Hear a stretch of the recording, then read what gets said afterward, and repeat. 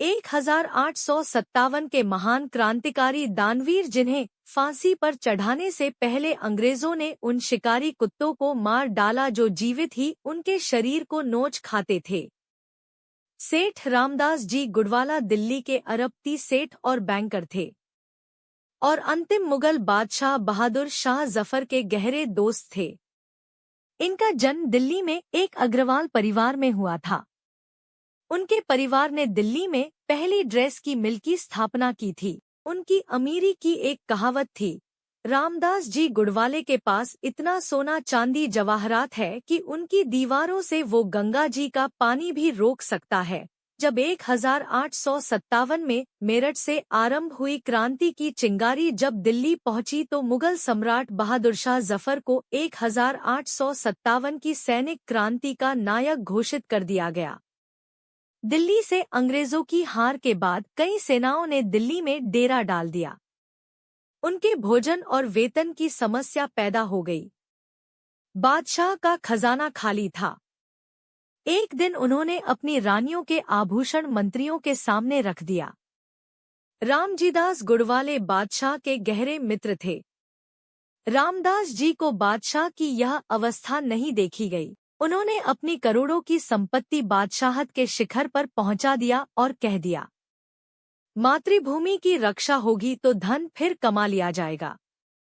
रामजीदास ने केवल धन ही नहीं दिया, सैनिकों को सत्तू, आटा, अनाज के बैल, ऊंटों और घोड़ों के लिए चारे की व्यवस्था तक की। सेठ जी जिन्होंने अभी तक केवल व्यापार ही किया था, सेना और खुफिया विभाग के संगठन का कार्य भी शुरू कर दिया। उनके संगठन की ताकत को देखकर अंग्रेज सेनापति भी हैरान हो गए।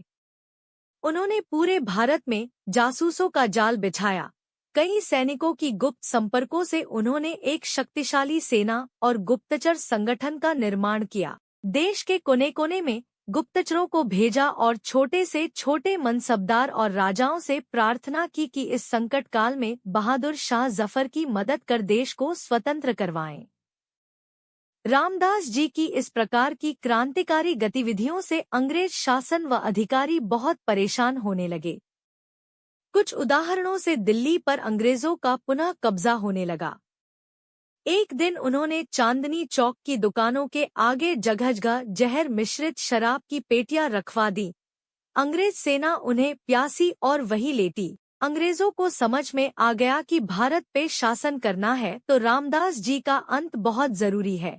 सेठ रामदास जी गुडवाले को धोखे से पकड़ा गया और जिस तरह से मारा गया वह क्रूरता की मिसाल है। पहले उन्हें रस्सियों से खंभे में बांधा गया और फिर उन पर शिकारी कुत्ते छुड़वाए गए। उसके बाद उन्हें उसी अफ्रीकी राज्य में दिल्ली के चांदनी चौक की पतंग के सामने फांसी पर लटका दिया गया। सुप्रसिद्ध इतिहासकार ताराचंद ने अपनी पुस्तक स्वतंत्रता आंदोलन का इतिहास में लिखा है, सेठ रामदास गुडवाला उत्तर भारत के सबसे धनी सेठ थे। अंग्रेजों के विचार से उनके पास असंख्य मोती, हीरे, जवाहरात और अकूट संपत्ति थी। वह मुगल बादशाहों से भी अधिक धनी थे।